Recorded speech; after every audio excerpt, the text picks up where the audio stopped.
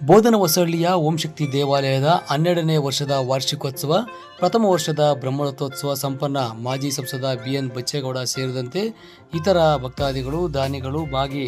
ಭಾರತ ದೇಶವನ್ನು ವಿಶ್ವದಲ್ಲಿ ದೇವಾಲಯಗಳ ತೊಟ್ಟಿಲು ಎಂದು ಕರೆಯಲಾಗುತ್ತದೆ. ಅದರಲ್ಲಿಯೂ ಶಕ್ತಿ ದೇವತೆಗಳ ಆರಾಧನೆಗೆ ವಿಶಿಷ್ಟ ಸ್ಥಾನಮಾನ ಕೂಡ ಇದೆ.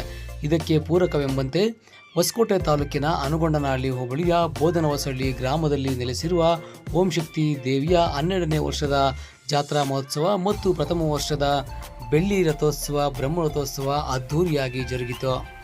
ದೇವಾಲಯದ ಇತಿಹಾಸವನ್ನು ಮೆಲುಕು ಹಾಕುವುದಾದರೆ 12 ವರ್ಷಗಳ ಹಿಂದೆ ಮುನಿಯಪ್ಪ ಗೌರಮ್ಮನವರ ಕನಸಿನಲ್ಲಿ ತಾಯಿ ಓಂ ಶಕ್ತಿ ದೇವಿ ಬಂದು ನನಗೆ ದೇವಾಲಯವನ್ನು ನಿರ್ಮಿಸಿ ಇಲ್ಲಿ ಆರಾಧಿಸುವಂತೆ ಹೇಳಿದಂತೆ ಭಾಸವಾಯಿತು.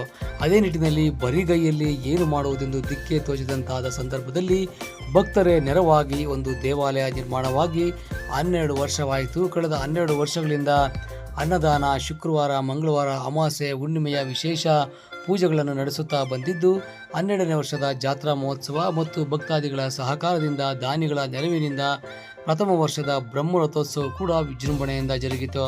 ಯಾವುದೇ ಒಂದು ದೇವಾಲಯ ನಿರ್ಮಾಣವಾಗಿ ಪೂಜಾ ಕಾರ್ಯಗಳು ನಡೆಯಬೇಕಾದರೆ 16 ಕೈಗಳು ಸೇರಬೇಕಾಗುತ್ತದೆ. ಆ ನಿಟ್ಟಿನಲ್ಲಿ ಸಂಸದರಾದ BN ಬಚ್ಚೇಗೌಡರವರು, ಶಾಸಕರಾದ ಶರತ್ ಬಚ್ಚೇಗೌಡರವರು ಮತ್ತು pleasure space MD Satyanarayana, Ramakrishna, Kishore Babu, Daivik groups of MD ಆದ ನಂಜಾರೆಡ್ಡಿ ಸೇರಿದಂತೆ ಹಲವಾರು ದಾನಿಗಳು, ಭಕ್ತಾದಿಗಳು ನೆರವಿನ ಹಸ್ತವನ್ನು ನೀಡಿ 11 ವರ್ಷಗಳಿಂದ ಪುಟ್ಟದಾಗಿ ಪ್ರಾರಂಭವಾದ ದೇವಾಲಯ ಇಂದು ಬ್ರಹ್ಮರಥೋತ್ಸವ ಮಾಡಿ ಗರ್ಭಿಣಿ ಸ್ತ್ರೀಯರಿಗೆ ಸೀಮಂತ, ಮುತ್ತೈದೆಯರಿಗೆ ಬಾಗಿನವನ್ನು ನೀಡುವ ಮುಖಾಂತರವಾಗಿ ಡೊಳ್ಳು ಕುಣಿತ, ವೀರಗಾಸೆ, ಗಾರಡಿಗೊಂಬೆ ಸೇರಿದಂತೆ ತಮಟೆ ವಾದ್ಯಗಳೊಂದಿಗೆ ಗ್ರಾಮದ ಪ್ರಮುಖ ರಸ್ತೆಗಳಲ್ಲಿ ವಿಜೃಂಭಣೆಯಿಂದ ಸಡಗರ ಸಂಭ್ರಮದಿಂದ ಬ್ರಹ್ಮರಥೋತ್ಸವ ಹಾಗೂ 12ನೇ ವರ್ಷದ ಜಾತ್ರಾ ಮಹೋತ್ಸವ ಯಶಸ್ವಿಯಾಗಿದ್ದು, ದೇವಾಲಯ ಮತ್ತು ಓಂ ಶಕ್ತಿ ದೇವರ ಮೂರ್ತಿಗಳನ್ನು ಹೂವಿನ ಅಲಂಕಾರ, ವಿದ್ಯುತ್ ದೀಪ ಅಲಂಕಾರಗಳಿಂದ ಸಿಂಗರಿಸಿ ಭಕ್ತಾದಿಗಳಿಗೆ ತೀರ್ಥ ಪ್ರಸಾದ, ಅನ್ನದಾನವನ್ನು ಏರ್ಪಡಿಸಿದ್ದು, ಮಾರ್ಗ